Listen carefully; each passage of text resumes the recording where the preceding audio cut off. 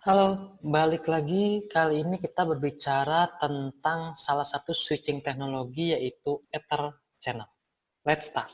Kemarin ketika kita berbicara tentang spanning tree protocol, kita membuat satu switch ya. Di sini ada dua port, anggaplah ini port akses, ingin connect ke distribution port. Kalau satu link tidak bisa achieve redundancy, berarti kita bikin dua link. Nah, dua link seperti ini, kalau kita tidak bikin satu teknologi, nah, dua link ini, kalau kita lihat akan menimbulkan broadcast storm kalau kita tidak akalin. Maksudnya broadcast storm bagaimana? Misal, ketika kita bilang, halo, ada traffic nih dari PC.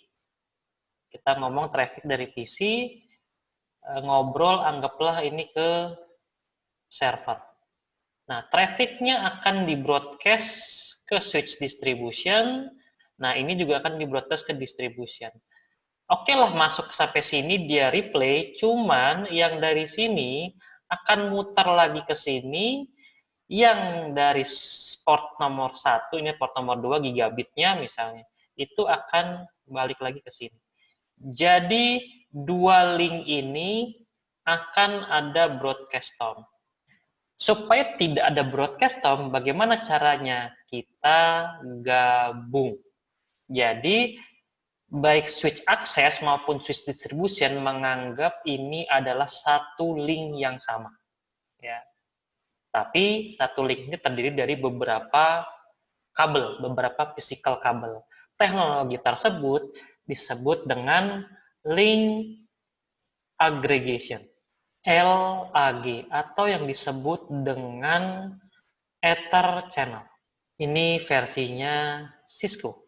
Nah, Ether Channel atau link aggregation di tempat lain atau ETH terang kalau di Huawei itu punya beberapa mode. Ya, mode pertama disebut dengan on. Saya lebih senang nyebutnya manual. Manual mode. Maksudnya manual mode itu gimana? Saya punya switch, connect dengan switch yang lain. Nah, masing-masing port ini kita join seperti ini. Nah, port yang sebelahnya juga kita join seperti ini. Nah, Ether channel mode manual ini alias mode on ini itu kita force masing-masing switch portnya itu jadi satu link, force alias dipaksa. Jeleknya on apa? Yaitu dia tidak bisa dynamically detect error. Ya namanya konsepnya kayak gini lah. Konsepnya kayak static root sama dynamic root. Static root kita force dia untuk bikin routing. Kalau ada perubahan, kalau ada kesalahan, ya namanya static dia nggak tahu apa-apa. Kalau dynamic dia bisa ngedetect, dia bisa auto kalkulasi, kasih informasi ke kita. Nah itu dynamic. Begitu juga di Ether channel. On termasuk yang manual, termasuk yang static mode. Nah itu untuk yang on. Bagaimana untuk yang dynamic? Ya, saya akan coba pakai. Kemarin ada yang saranin kenapa nggak pakai Microsoft Ink and Workspace. Oh iya benar juga ya. Saya akan coba pakai Microsoft Whiteboard. Nah, ini bekas kemarin nih ya. Saya seminar Huawei. Ya, nanti saya akan kasih video tentang Huawei juga. Insight ke Huawei Certified ICT Associate, Huawei HCA, atau dulu namanya HCNA. Kita lihat kan gambarnya lebih bervariasi, lebih gampang nih dipelajari. Oke, kita bikin lagi di sini. Mode dalam ether channel itu dibagi 3. Yang pertama on, alias static. Yang kedua namanya port aggregation protocol. Ini versi Cisco. Ada lagi namanya link aggregation control protocol. Ini yang open standar. Nah, PAGP sama LACP ini dynamic. Maksudnya dynamic gimana? Ketika satu switch connect dengan switch yang lain, memakai 2 link atau lebih, ketika kita force portnya ini untuk join, kita join, ya, kita aggregate, kita join di sini.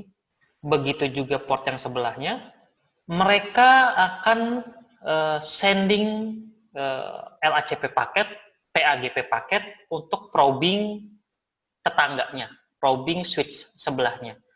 Sama atau tidak. PAGP itu sama seperti dynamic trunking protocol. Mereka kenal namanya konsep desirable. Dia kenal konsep yang namanya auto. Di VLAN itu kita kenal, atau di trunking .1 key itu kita kenal juga namanya dynamic desirable dan dynamic auto. Begitu juga di PAGP, ada dynamic ada PAGP desirable, ada PAGP auto. Konsepnya sama. Desirable itu kalau kita setting di sini dua-duanya adalah desirable, itu aktif nanyain mau nggak tetangga kita mau nggak jadi ether channel. Dia nanyain mau nggak jadi ether channel. Kalau sama-sama desirable, berarti dua-duanya aktif nanyain. Ya, which is good. Tapi kalau satunya di setting auto, ini dia nggak nanyain. Dia ngikut aja apa yang tetangganya mau. Kalau di sininya desirable, di sininya auto, desirable bilang, mau nggak switch B, saya switch A, mau nggak kamu jadi ether channel? Oh, saya mah auto, saya mah ngikut aja. Oh ya udah, kita jadi ether channel. Jadilah form ether channel. Nih, di LACP itu cuman dibalik aja sebenarnya. Auto kalau di LCP disebut dengan pasif. Desirable di LACP disebut dengan aktif. Nah, itu perbedaannya antara LACP sama PAGP. Cara settingnya gimana? Cara settingnya untuk PAGP seperti ini. Nah, untuk LACP settingannya seperti ini. Nah, selanjutnya kita akan ngomongin bagaimana PAGP sama LACP load balancing-nya. Load balancing-nya kalau di Cisco sistemnya adalah load balancing-nya memakai source destination IP. Ya, kita bisa lihat seperti ini, show ether channel load balance. Maksudnya gimana sih? Jadi load balance layer 2 sama load balance layer 3 itu berbeda loh. Nah, saya coba kecilin. Ini enaknya pakai Microsoft Whiteboard. Ya, kenapa nggak dari kemarin-kemarin nih kita ngomongin begini ya. Pertama, kalau pakai layer 2, kita hanya, ya, kalau kita pakai layer 2, adjacensinya hanya butuh satu proses. Kalau load balancing layer 3, adjacensinya per link. Maksudnya gimana? Kalau di layer 2, kita punya satu switch, gitu. Nah, ini adjacensinya digabung jadi satu. Ya, ini satu proses nih. Ya, kalau ada lagi di sini, ya ini satu proses. Berarti total ada 2 proses. Kalau adjacensi layer 3 load balancing-nya itu bisa begini. Nah, ini load balancing juga, hanya saja adjacensinya per link. Itu yang pertama load balancing-nya. Yang kedua, kalau pakai layer 2, independent of routing protocol. Jadi mau pakai IAJRP, mau pakai OSPF, mau pakai apa, bebas. Karena layer 2. Kalau layer 3, depend on routing. Jadi mau lewat atas, mau lewat bawah, harus sama-sama IAJRP. Kalau sininya IAJRP, di bawahnya OSPF, ya dia akan mentingin IAJRP.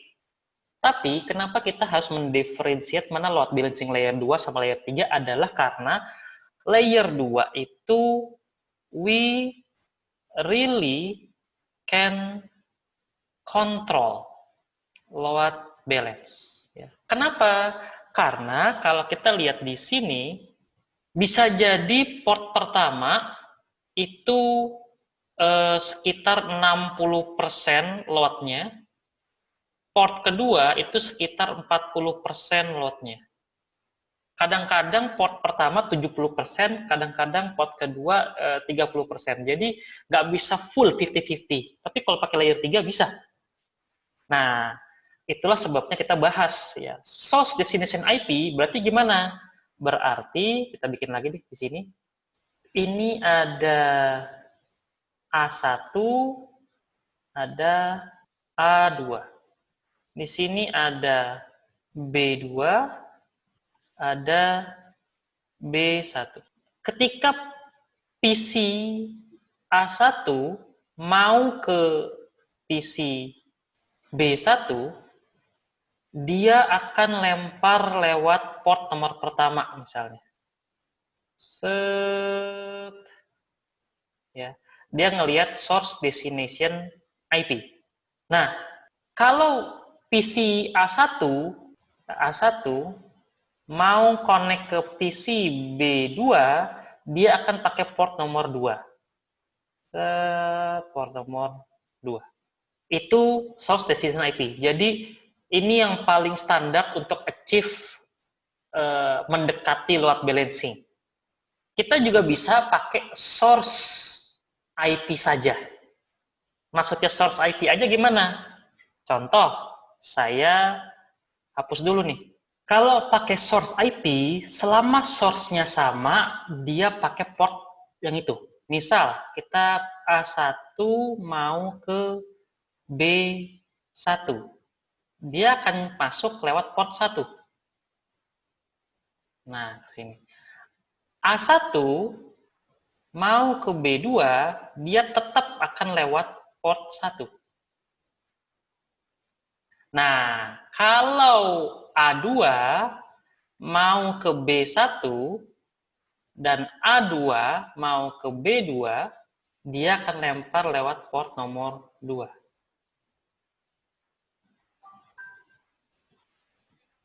Seperti ini. Karena dia hanya melihat dari source-nya aja. Bisa nggak pakai destination IP? Bisa. Bisa nggak pakai MAC address, source destination MAC address? Bisa. Untuk yang seri 6.800 ke atas atau 6.500 ke atas atau yang 9.000, itu ada tambahan lagi. Source destination port. Kalau pakai port 80 bagaimana, kalau mau pakai port 81 gimana. Jadi decision-nya lewat layer 4. Which is ini lebih bagus lagi untuk load balancing. Contohnya seperti ini. Ini di blognya saya ngambil dari ARCH, CCDP Training, Cisco Certified Design Professional Training yang dulu, yang sekarang sudah expired. Yang sekarang bukan expired ya, jadi lebih ke arah di Lidlbur jadi satu dengan CCNP Enterprise. Nah, ini adalah load balancing-nya. Nah, mungkin ada pertanyaan, source destination IP bukannya switch layer 2 ya? Nah, jadi Ether channel itu bisa Ether channel layer 2, bisa Ether channel layer 3. Kalau Ether channel layer 2 ya seperti ini. Ini contoh Ether channel layer 2. Ether channel layer 3 berarti kita punya multi layer switch. Dijadiin satu seperti ini. Seperti yang kita tahu bahwa port di masing-masing switch ini bisa dikasih IP. Nah, daripada satu-satu dikasih IP, mending ini dua port digabung ya jadi satu IP. Ya. Satu IP di share dua link atau interface. Nah, itu Etherchannel layer 3. Nah, cocok tuh pakai source destination IP. Nah, sekarang kita lihat PAGP sama LACP itu apalagi sih tuningnya ya selain load balancing ini. Ada lagi yang namanya geser lagi nih. Wah, mantap nih. Dari kemarin-kemarin harusnya kita pakai ini. Ether channel itu ada namanya Ether channel priority. Kalau pakai PAGP itu maksimumnya 8 link. Jadi kita punya switch 1, 2, 3, 4, 5, 6, 7, 8. Itu bisa jadi ether channel. Ya. Nah, kalau kita kasih priority, misalnya port 1 sampai 4, ini 128 nomornya priority-nya. Semakin tinggi, semakin bagus kalau di PAGP. Nah, berarti port nomor 1 sampai port nomor 4 itu akan jadi ether channel. Yang lainnya gimana? Yang lainnya backup. Port nomor 5 sampai port nomor 8. Kalau di PAGP atau di LACP itu bisa sampai maksimum 16 link. Wah, bayangin tuh, 8 link aktif, 8 linknya bisa buat backup. Wah, itu udah kayak pemain sepak bola ya, 11-an tuh jadinya. Nah, apalagi di LACP ada lagi yang namanya fitur min link. Maksudnya min link itu gimana? Contoh, geser lagi, seperti ini di sini. Kalau kita punya multi layer switch di sini, wah, ini kita rainbow sedikit. Ini kita bikinkan 4 link, ya. Ke multi layer selanjutnya, terus kita bikinkan 1 link ke switch Nexus misalnya. Anggaplah 1 link ini 10 giga, 10 giga, 10 giga, 10 giga. Nah, 1 link yang di bawah ini 40 gig. Kita pengen supaya ini dijadiin 1. Ini dijadiin 1 nih. Nah, ini dijadiin 1. Berarti total berapa? 40 gig. Nah, kita pengen, berarti kalau ini jadi 1, switch A ini akan menganggap bahwa dia bisa lewat balancing. Bisa lewat atas, bisa lewat bawah. Nah, sekarang kalau 1 link putus bagaimana? Saya kasih yang merah aja deh. Kalau 1 link ini putus bagaimana nih? Berarti sisa 30 giga. Yang tadinya lewat balancingnya 4 link, sekarang jadi 3 link. Terus putus lagi 1 nih. Ya. Berarti dari 3 link menjadi 2 link, jadi 20 giga. Ekspektasinya jalur tol itu ada 4 jalur. Ya, jalur pintu tolnya. Tiba-tiba ditutup 2. Apa yang terjadi? Yang terjadi adalah penumpukan mobil di pintu tol. Nah, kita nggak pengen seperti itu di jaringan. Bottleneck nanti nih. Kita nggak pengen ini jadi bottleneck. Daripada begitu, kita kasih min link. Min link itu apa? Kalau kurang dari 3, misalnya. Min link misalnya, if minimum 3. Kalau kurang dari 3, else ibaratnya, bubarkan saja Ether channel. Ether channel bubar. Nah, kalau bubar gimana? Ya udah semua ke sini aja. Semuanya pindah ke bawah aja. This is the active link. Gitu loh. Nah, itu adalah min link feature. Nah, kalau kita lihat di sini kan kita punya catatan banyak nih, ya. Sama kayak kemarin saya punya catatan Huawei kemarin, ya. Ini sangat-sangat banyak, lumayan nih catatannya. Nah, tahu gitu dari kemarin pakai Microsoft Whiteboard aja ya, lupa saya. Mudah-mudahan informasi yang singkat ini cukup jelas dan cukup dimengerti. Next kita akan coba bahas tentang informasi switching yang lainnya. Ciao.